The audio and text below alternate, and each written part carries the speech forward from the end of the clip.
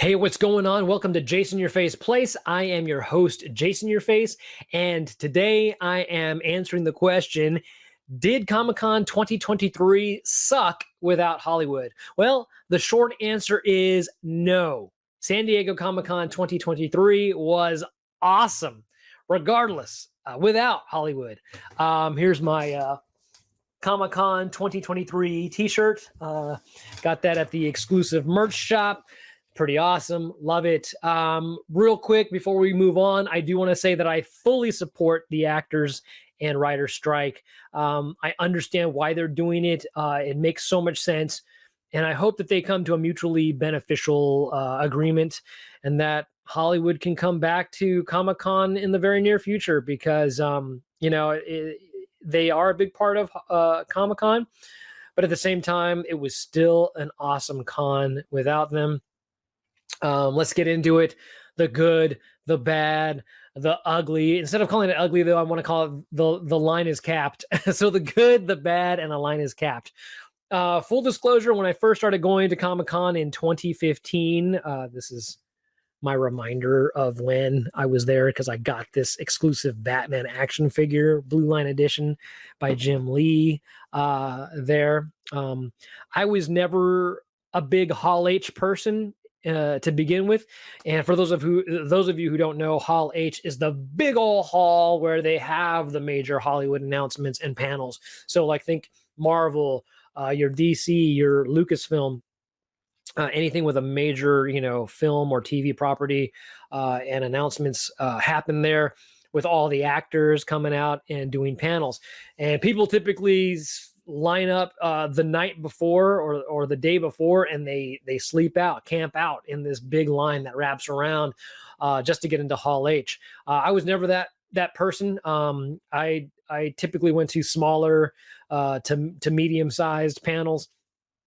And I'm the kind of guy that likes to experience as much as I can. So I will get in line for exclusives because I'm a big collector. I like going to, like I said, small to medium size panels. And then I love going to the offsite activations.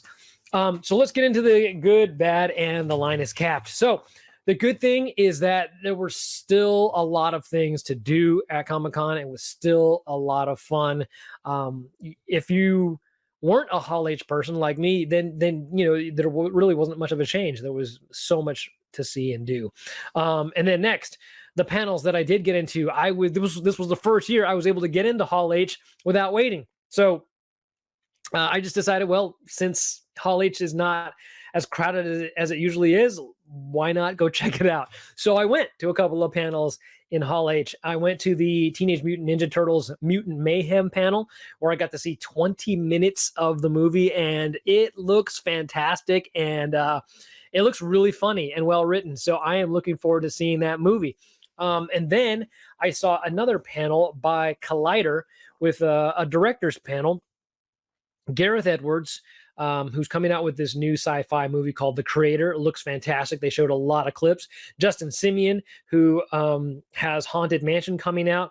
And then I know who this is, but I'm probably butchering his name. I think it's Louis Leterrier or Louis Leterrier. I don't know if he's coming out with something, but the panel was great. The three of them have like fantastic chemistry up there. They're jokesters. They like to joke, and they were telling some really fantastic behind the scenes stories about their director experiences. Yeah, really great panel. Was happy that they were there. They're under a different set of contract, and so they were able to appear at Comic-Con, and that was a lot of fun. They gave away a couple of free posters for attending that panel, so got some free swag. Yeah, and that was a good thing about Comic-Con. And then let's move on to the other good thing. The offsites were pretty cool. I got to attend a couple of those, and I love going to offsites. Let me just share my screen real quick. So if you want to see all of my documenting of my experience at San Diego Comic-Con, just go to my Instagram at Jasonyerface, and you will see like it's completely filled with Comic-Con documentation. Anytime I go to the con, I I fill up my feed with photos and videos. Okay, so the activation that I went to was the Anne Rice Interview with a Vampire: The Street of Immortality. It was a scavenger hunt of sorts where they set up like a historical New Orleans. So this was like this was the flyer they handed out right here. The Immortal Universe is what they call it, and it's the Street of Immortality. There's like a little diagram here of all the buildings and the names, and then we were supposed to collect certain things, and they would punch our card here. Yeah, it was really cool. A lot of people were saying that the wait time was about 45 minutes. I just happened to be walking by in the afternoon, and I was just like, "Hey guys, what's this about?" And then the people that were running the show told me, "Oh, it's about this Anne Rice thing, and it's New Orleans. New Orleans. It's a scavenger hunt. This group's going in about 6 minutes. You want to jump in with them?" And so I just jumped in with them, and I had zero wait. It was like, I mean, if you want to count 6 minutes, that's how long I was waiting for. But let me just scroll through this. So there were like interactive parts of this actor. This actor was given a monologue telling the backstory and drawing us into this world. He's in period costume. I caught a little bit of his spiel here. It's pretty cool, but I didn't catch the whole thing. I just got a little bit. And then we moved on, and they handed out shot glasses full of this red viscous liquid. I don't know what it was, but when I drank it, I felt really powerful, and I think I'm immortal now, if you know what I mean. Moving right along. So then we get out into this street that's made up to look like New Orleans back in the past. And so we had more actors in character and in period garb doing their thing. I took a few more photos than what's up here, but this gives you the gist of it. This guy's a tap dancer. Here's a street sign, Immortality. Very cool. Yeah, and then this woman here is explaining what Grigri is, and we each got a talisman. And we got to choose either bay leaf, mint, or rosemary. And I got bay leaf here. You could also choose a stick of sage if you wanted, or a little effigy, and I'll show you what that is in a bit. But here's what Grigri is from the Mayfair Talismans. To create a Grigri talisman and be protected from evil, fill a bag with your chosen herbs and wear the charm with you at all times, or give to someone you wish to keep safe. And for bay leaf, it's for protection, the banishment of evil spirits, and spiritual strength. So that was pretty cool. There's a little card they give you that describes the type of Grigri.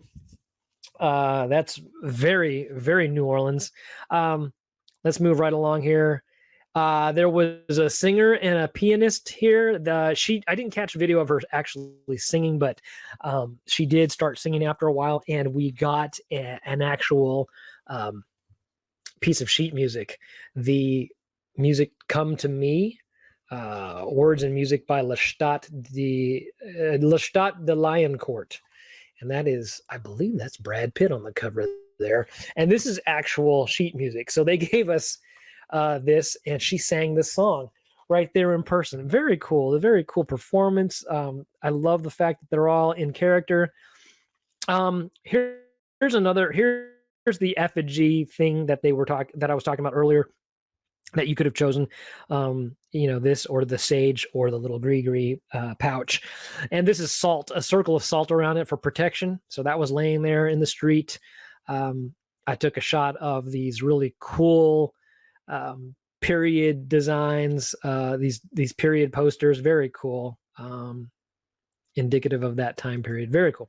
And then last but not least, we have another actor dressed in period garb, and you got to choose one of 4 posters to take with you. I don't know what's going on with this one. It wasn't very popular, but look at that big old stack. That one was not popular, but these other ones are looking low. I grabbed this one here with the guy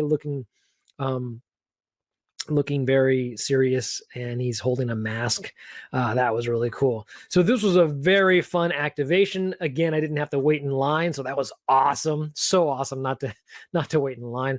Let's go here. I'm cruising up along my Instagram account here up to the second activation that I really had a fun time at, and that was the Haunted Mansion for the movie that just came out, Disney's Haunted Mansion. This was kind of in a warehouse deal, and it was all mocked up to look like the ride at Disney. I took a little bit of video just to kind of show you the room. It really got me wanting to go to Disneyland next and to ride this ride for real. Yeah, and so I took a few pictures. Here we go. Lots of colorful lighting, spooky stuff. Here's one of the rooms we walked into that's all made up to look like a dining room, and there's webs everywhere. There's, of course, the projection on the projected head thing. I forgot that character's name. Madam something, probably. And then I think the last photo here is of the chandelier. Yep, chandelier with webs. And then I have a second post because there was a lot going on in there. So they gave us this really cool photo op souvenir deal where they take your photo and they insert you into the movie poster. So that's me. And they had someone there giving people direction. That was really cool. She told me, hey, let's try this. And so she's like, do this and make yourself look scared. So, I covered my mouth and was like, oh my gosh, right? And they drop you right in there. They give you a hard copy printout of a 4x6 photo. They also send it to you via email in a digital format. And then here's some more photos of the wall, of these ghostly characters, and then the night. And then I took some video of this mirror waiting for something to pop out at me. And sure enough, this ghost pops up and tries to scare me. Boo. Yeah. And then lastly, I'm here with my head on a platter. So yeah, that was awesome. That activation, I believe I was in line for just over an hour, which really isn't bad. So again, very cool, very short wait times, and that was pretty awesome. All right, now the other cool thing is, or the other good thing is that the exclusives, I was able to get most of what I wanted. And let me know in the comments below if you want to see some videos of my San Diego Comic-Con haul. I got a bunch of exclusives that I really wanted, and I missed out on a few, but that's to be expected. You can't get it you can't get it all. You can't get everything. You can't see everything. But yeah, let me know if you'd like to see a video of those items. The exclusive lines, they did get capped pretty often, but I was able to get what I wanted, and so of course I put that in the good column. Now, moving along to the bad column, and now these are not super bad. These are not super complaints. This is just a little bit of criticism or critique to balance this out. So under bad, I pretty much already mentioned this, and that it was the lines getting capped really fast. I went on preview night, and I was only able to get into one line before closing time. So, you get in line and you wait, and that's what happens. The time flies when you're waiting in line. And yeah, I was able to get into the Super Sevens line on preview night, but I tried to get into DC. They capped really fast. I tried to get into Mind Style to get some Funko Pop Asia's Funko Pops, and they capped pretty quickly too. So, but not a big deal. It's to be expected. And again, like I went back maybe 3-4 times on each of those lines, and I was able to finally get in and get my stuff. I got something from Loyal Subjects, and they didn't even have a line for when I went, and it was awesome. I just grabbed the item I wanted, bought it, paid for it, and walked off. So that was pretty cool. So not too horrible, to be honest. And then the other thing I put in the bad column might be a good thing to some people, depending on your experience. But I found that this year, a lot of the offsites were doing pre-registration online. So you had to go to a website, and sign up to get a spot. Otherwise, you ended up having to go, I guess it was like an in-person wait list or wait line. And I heard those lines were at least 90 minutes or more. But the way it was handled, I didn't hear about these pre-reg websites until it was too late. So by the time I got to these websites to sign up, all the slots were taken. So to me, it was kind of a bad thing because I didn't get a chance to sign up because I didn't know about it, and and I wasn't willing to do the wait line or wait list because that's a long wait for these things. So like the bigger, more popular off sites like Paramount Plus, which had Star Trek associated with it, Quantum Leap, they were all basically filled already. So I didn't know they were doing pre-reg this year.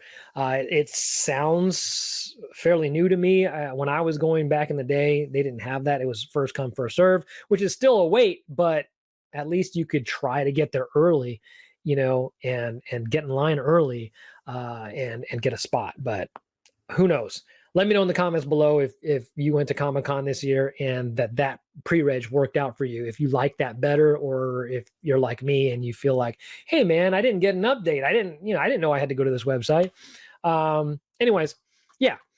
And so now we move on to the line is capped. Again, I'm not a big complainer. I'm not a big negative person. I try not to be anyway. So these are just little nitpicky things. But if I had to put something in this category, I would say it was the fact that the exhibition floor or exhibitor floor didn't have carpeting. Now, that doesn't sound like a big deal, but after walking around for, uh, a long time and for many steps, I wear my Fitbit. So I have the data. Every day I did well over 10,000 steps. And one day I did like 21,000 plus steps.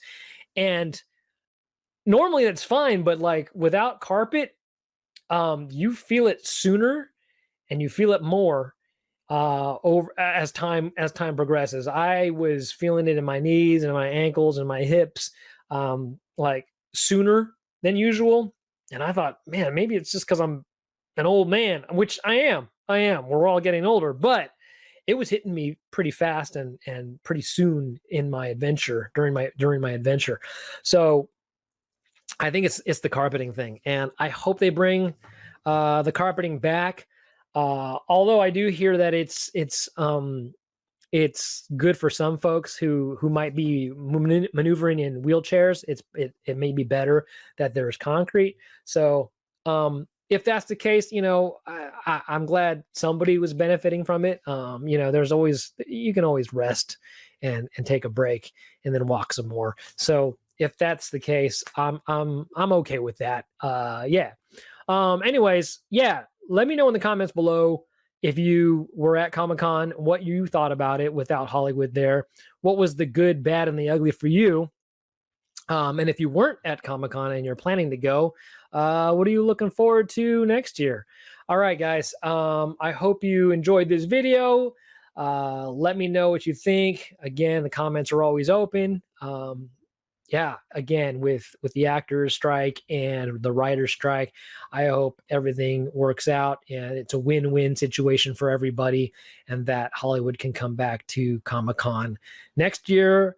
Yeah, we'll see you there. Be safe and be kind.